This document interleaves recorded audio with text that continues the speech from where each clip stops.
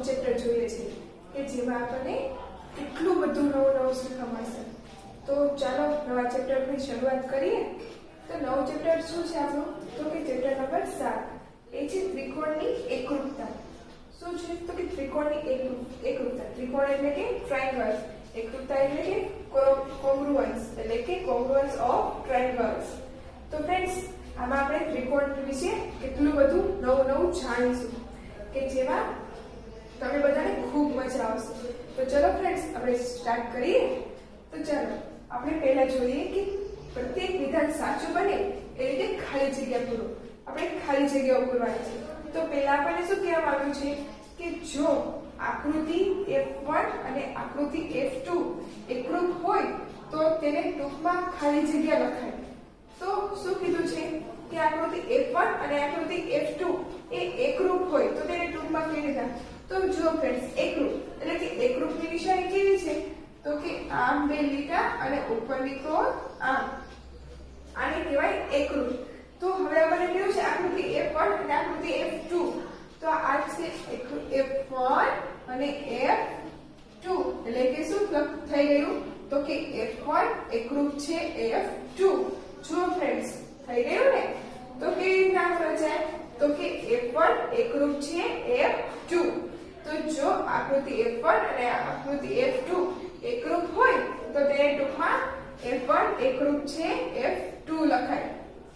હવે તેવી જ રીતે આપણે જોઈએ બીજું। તો તે ફ્રેન્ડ્સ, તેમાં શું છે?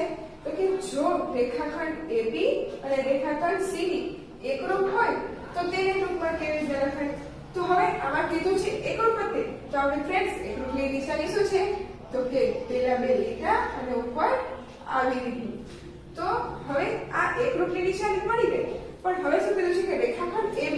તો રેખાખંડ AB કેવી રીતના લખાય?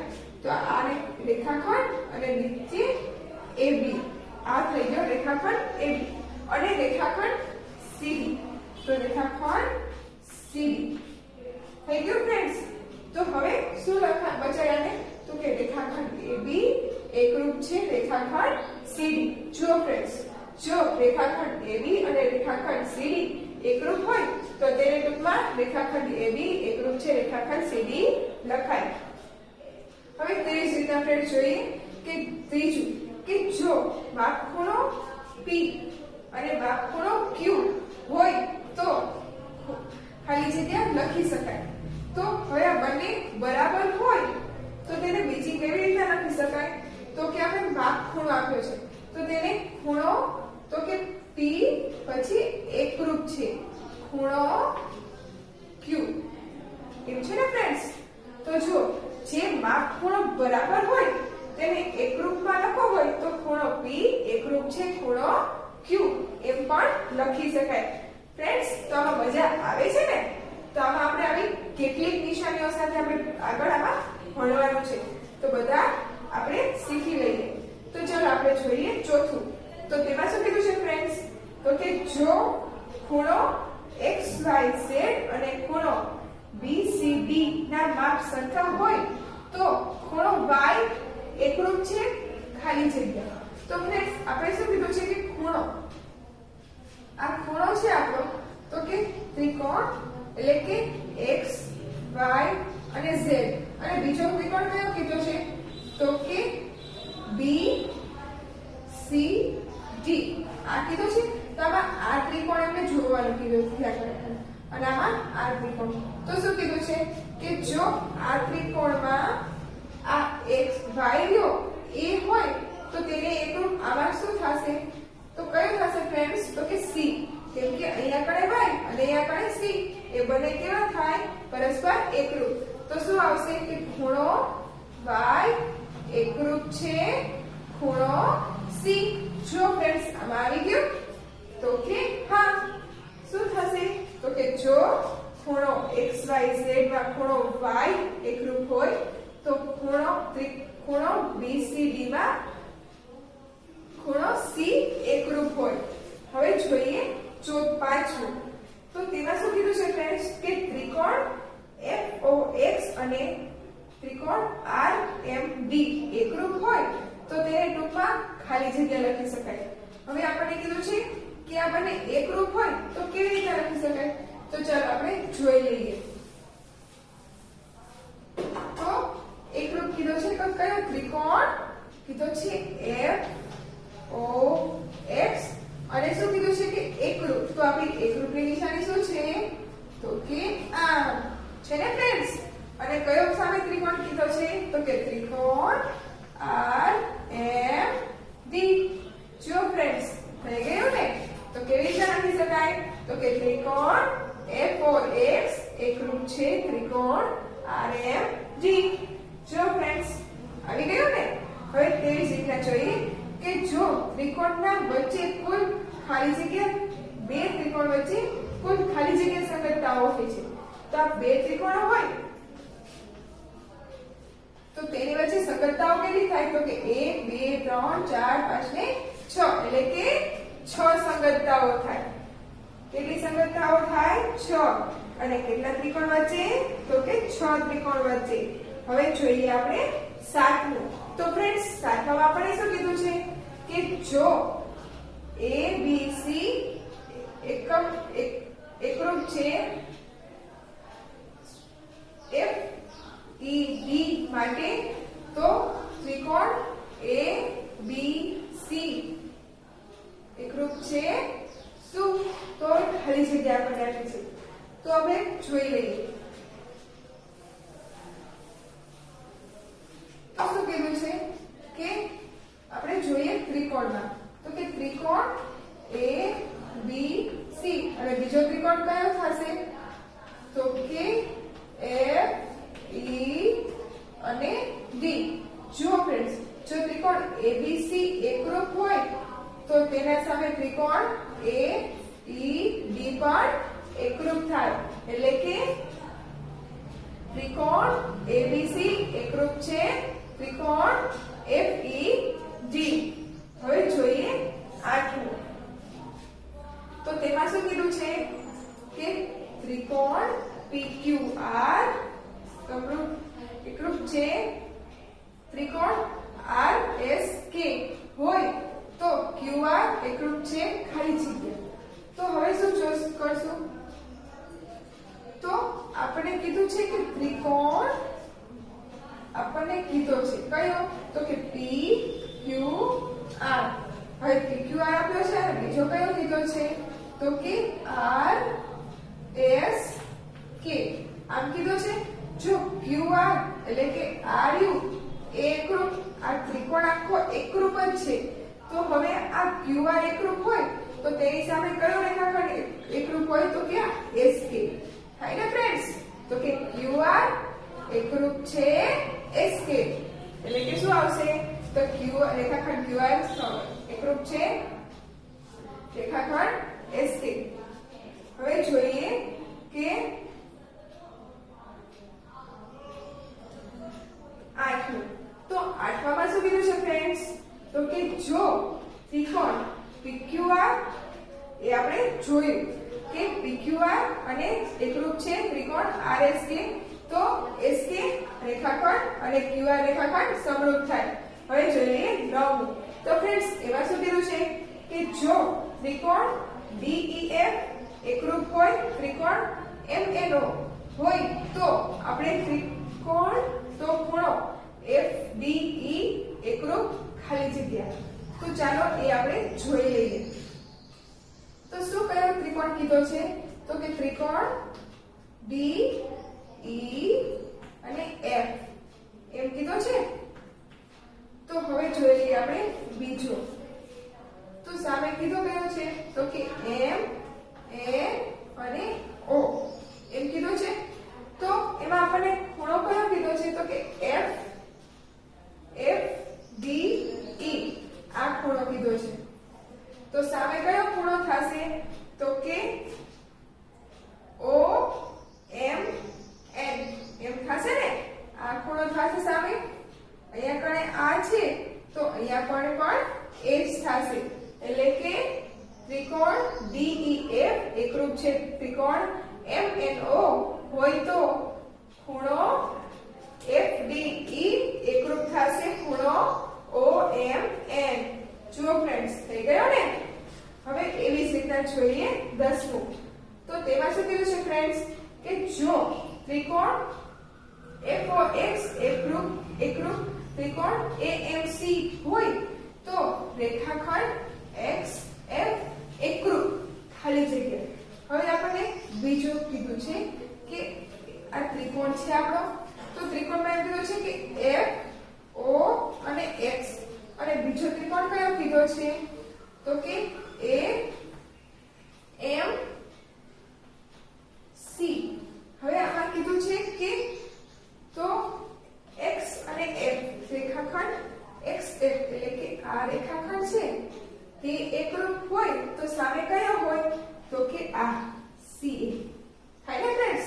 આની સામે આ રેખાખંડ એકરૂપ થાય તો શું આવશે કે જો ત્રિકોણ FOX એકરૂપ ત્રિકોણ AMC હોય તો રેખાખંડ XF એકરૂપ થશે રેખાખંડ CA.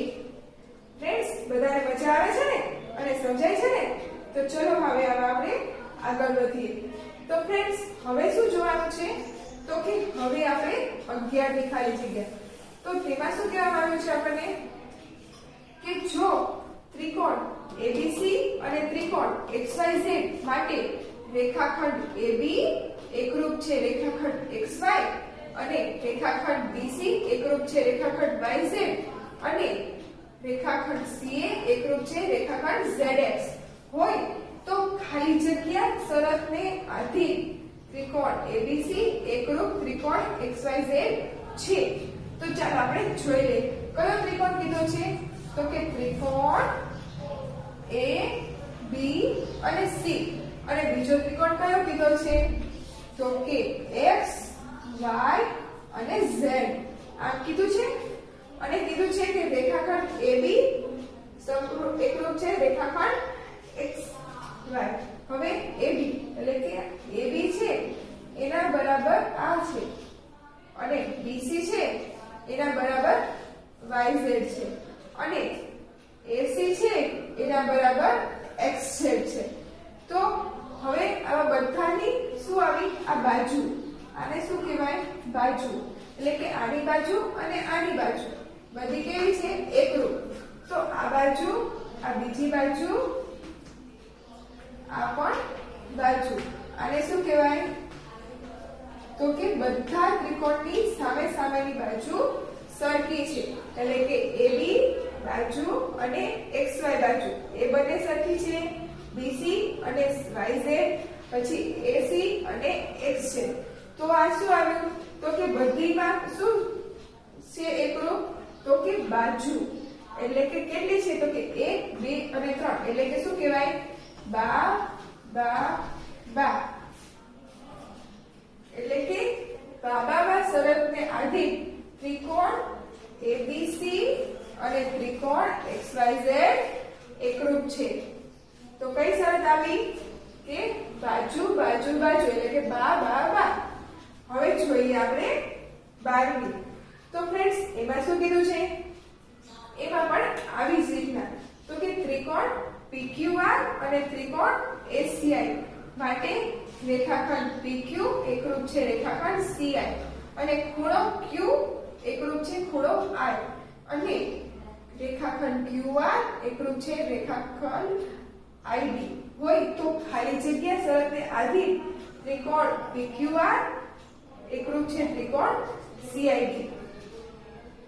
તો ચલો આપણે જોઈ લઈએ કે 12માં કઈ શરત આવે છે તો ત્રિકોણ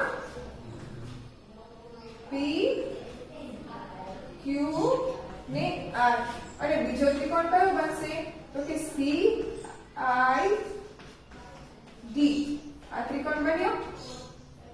તો શું કીધું છે કે આ PQ અને CI આ બે બાજુ એકરૂપ છે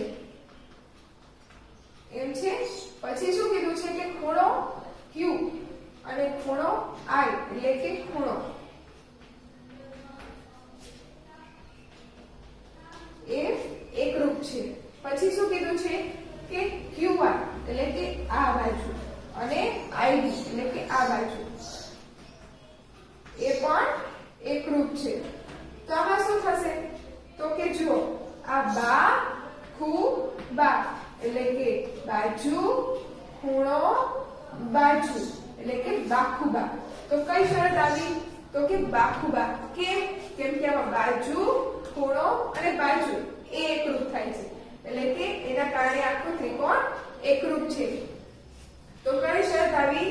બાખુબા એટલે કે બાજુ ખૂણો બાજુ. હવે જોઈએ 13. તો ફ્રેન્ડ્સ એમાં શું કહેવામાં આવ્યું છે?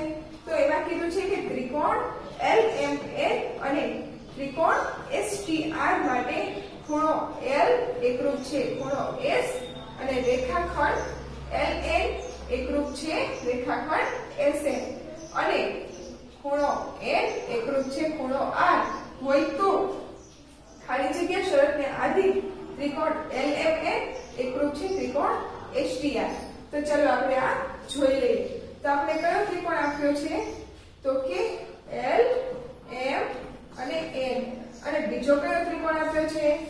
તો કે S T અને R.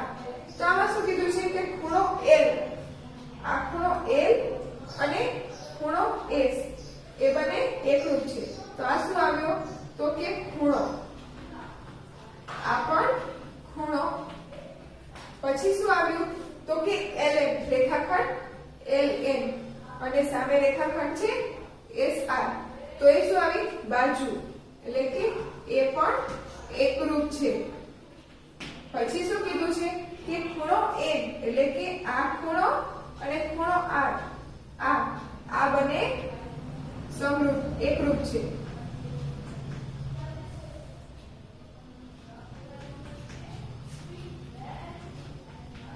તો આમાં આપણી શરત શું બની? તો કે ખૂ બા ખૂ એટલે કે ખૂણો બાજુ ખૂણો એટલે કે ખૂબાખુ. તો કઈ શરત આવી આમાં? ખૂબાખુ. કેમ? કેમ કે ખૂણો બાજુ અને ખૂણો એ એકરૂપ છે જેના કારણે આખો ત્રિકોણ એકરૂપ થાય છે. તો આને શું કહેવાશે? ખૂબાખુ એટલે કે ખૂણો બાજુ ખૂણો. હવે કેવી રીતના જોઈ લઈએ 14મું. તો ફ્રેન્ડ્સ તેમાં શું કહેવામાં આવ્યું છે? તો કે તેમાં કીધું છે કે ત્રિકોણ PQR અને ત્રિકોણ XYZ માટે રેખાખંડ PQ એકરૂપ છે રેખાખંડ XY. પછી ત્રિકોણ પછી ખૂણો Q એકરૂપ છે ખૂણો Y બરાબર છે કાટખૂણો. પછી રેખાખંડ PR એકરૂપ છે રેખાખંડ XY હોય તો ખાલી જગ્યા શરતને આધીન ત્રિકોણ PQR અને ત્રિકોણ XYZ એકરૂપ છે. જો ફ્રેન્ડ્સ આપણે ત્રિકોણ તો કીધું છે પણ ત્રિકોણ કેવો કીધો છે? તો કે કાટખૂણો છે એટલે કે આપણે કાટખૂણ ત્રિકોણ બનાવવો પડશે. તો જો ફ્રેન્ડ્સ આપણે બની ગયા કાટકોણ ત્રિકોણ. તો આપણે ત્રિકોણનું નામ શું આપ્યું છે? તો P Q અને R. પછી બીજાનું નામ શું આપ્યું છે? તો કે X Y Z. હવે આપણો ત્રિકોણ બની ગયો. તો આપણને પહેલા કઈ કીધું છે એકરૂપ? તો PQ અને XY. તો આ આપણું PQ અને આ આપણો XY એટલે કે બાજુ શું છે? તો કે એકરૂપ છે. પછી શું કીધું છે? તો કે ખૂણો Q અને ખૂણો Y. આ ખૂણો Q અને આ ખૂણો Y એ શું છે? તો કે એ પણ એકરૂપ છે. પણ કેવો છે? તો કે કાટકોણ છે કાટખૂણો છે. હવે તો કે રેખાખંડ PR એકરૂપ છે રેખાખંડ X છે. તો રેખાખંડ આ PR છે અને રેખાખંડ કીધો છે X છે એટલે કે આ રેખાખંડ એટલે કે બાજુ એટલે કે બાજુ. તો આ પણ કેવું છે? તો કે એકરૂપ. હવે આ બાજુ છે પણ આને શું કહેવાય? તો કે કાટકોણ ત્રિકોણ છે એટલે કે કાકબા. શું આવશે આપણે? કાટકોણ કર્ણ અને બાજુ એટલે કે કાટકોણ કર્ણ અને બાજુ એટલે આવશે કાકબા. આને શું કહેવાય? તો કે કાટખૂણો. અને આને શું કહેવાય? તો કે કર્ણ. અને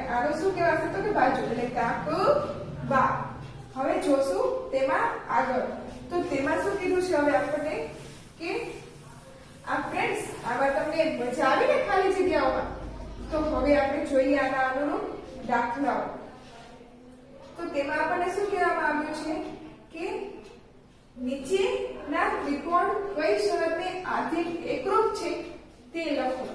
હવે આપણને આ ત્રિકોણ આપ્યા છે તે કઈ શરતને આધીન છે તે લખવાના છે. જે અત્યારે આપણે શીખ્યા કે બા બા બા, બાખુ બા, કુબાખુ, કાકબા, જે આપણે શીખ્યા તેમાંથી કઈ શરત આને લાગુ પડે છે ને તે આપણે જણાવવાનું છે. તો ચાલો આપણે શીખી લઈએ. તો ફ્રેન્ડ્સ આપણે જોઈએ પહેલું. તો તેમાં શું કીધું છે? તો એમાં આપણે ત્રિકોણ આપ્યો છે ને બે ત્રિકોણ છે. તો તેમાં જુઓ તો આપણે દરેક બાજુઓની માપ આપ્યું છે. શું આપ્યું છે? તો 2 સેમી, તો અહીંયા પણ 2 સેમી, અહીંયા 1.5 સેમી, તો અહીંયા પણ 1.5 સેમી, અહીંયા 2.3 સેમી, તો અહીંયા પણ 2.3 સેમી. એટલે કે દરેકનું માપ સરખું છે. એટલે કે દરેક બાજુ કેવી છે? તો કે એકરૂપ. તો શું છે? આ દરેક બાજુઓ કેટલી છે? તો કે બા બા બા, એટલે કે બાજુ બાજુ બાજુ. હવે એવી જ રીતે જોઈ લઈએ આપણે બીજું. ફ્રેન્ડ્સ બધા સમજાઈ ગયું ને? આ ત્રણેય બાજુ બે ને ત્રિકોણમાં સરખી છે. એટલે કે શું આવશે? તો કે બાજુ બાજુ બાજુ. હવે એવી જ રીતના જોઈ લઈએ બીજું.